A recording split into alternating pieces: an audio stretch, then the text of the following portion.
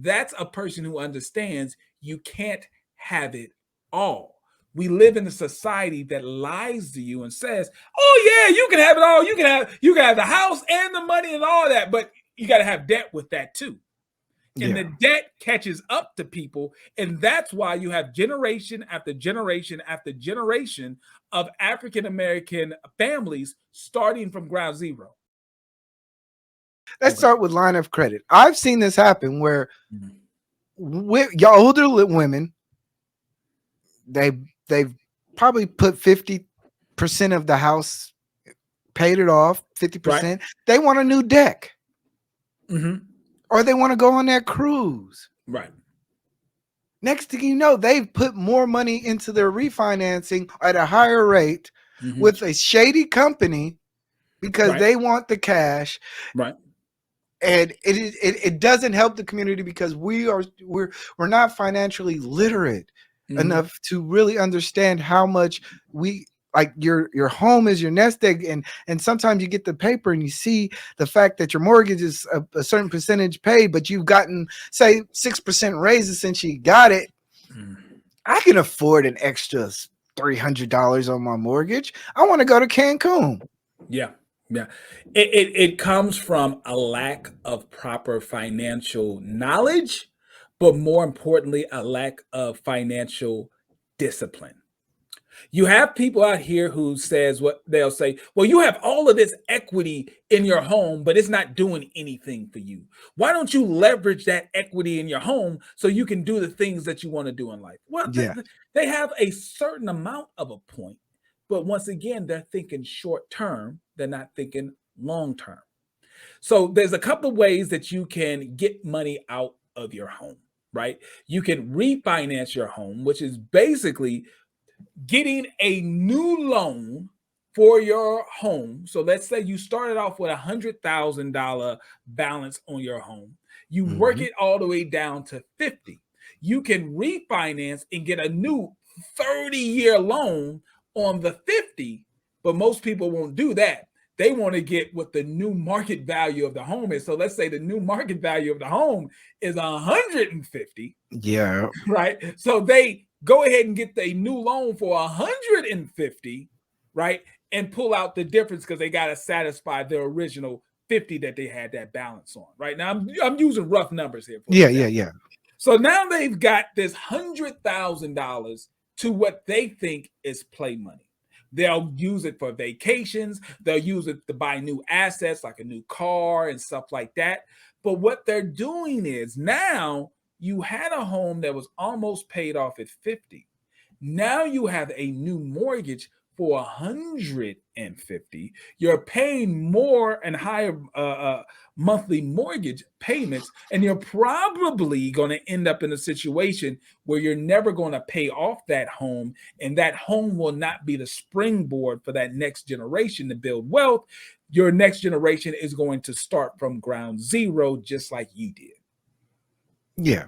And that's what I've Mm, seen a lot of times, especially mm, when you talk about like say Bay Area pricing. I remember my parents' house when they first had it, it cost them I think 250, mhm, 250,000. mm. It's 1.5 million. Right. But you still that doesn't mean you have a $1.5 million in cash. That just Right. means you have access to possibly getting that amount. Right. And And a and, and, lot of and here's the and a, thing. People are just not patient, right? Because it's so frustrating as a financial advisor because you got these so-called experts and they say, well, you got all that money in your house. Why don't you just take it out? I was like, slow down. If you were in a situation where you wanted to access that money, well, why don't you just downsize your home? You can downsize your home. So if you do have a $1.5 million home, but you could probably do good in a $600,000 home or a $400,000 home, the kids are gone now. How about we go ahead and sell that home, buy the $400,000 home in cash? Is now that's paid for. And what do you do with the rest of that money? See, now the rest of the money yours.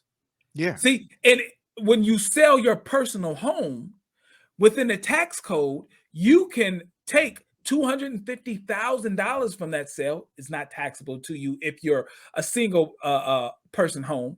And if you're married, you double it up. It's $500,000. You can make a $500,000. I'm talking about after you pay off your mortgage, the current mortgage that you have. After you pay off that current mortgage, if you're married, you can make $500,000 on that sale, and it's not taxable.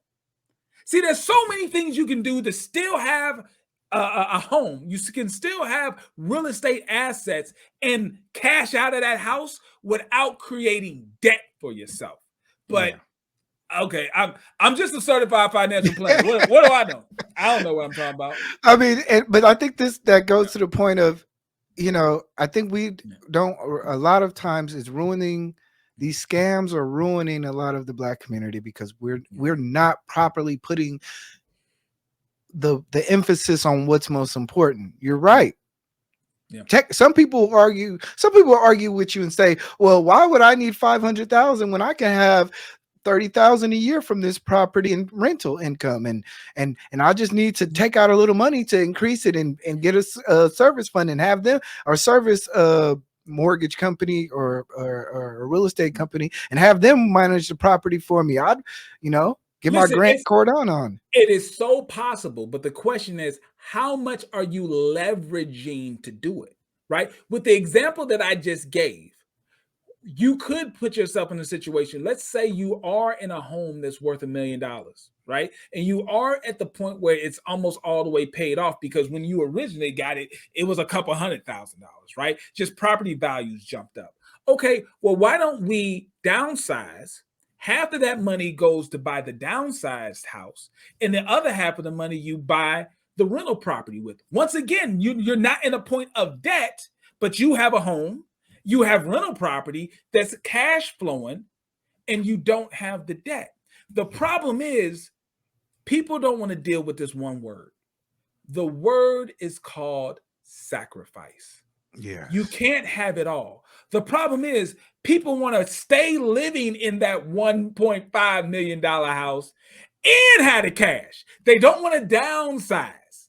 See, if you had the mindset of, listen, I'm willing to compromise. I'm not going to be living in this $1.5 million house anymore. I'm probably going to be living in a $400,000 to $500,000 house, still have no debt, take the other cash and buy a rental property that's around $200,000 and $250,000 and still have a reserve amount of cash to pay for the repairs that you're going to have to do some repairs on. Yeah. But once again, that's a person who understands you can't have it all. We live in a society that lies to you and says, oh yeah, you can have it all. You can have the house and the money and all that, but you got to have debt with that too.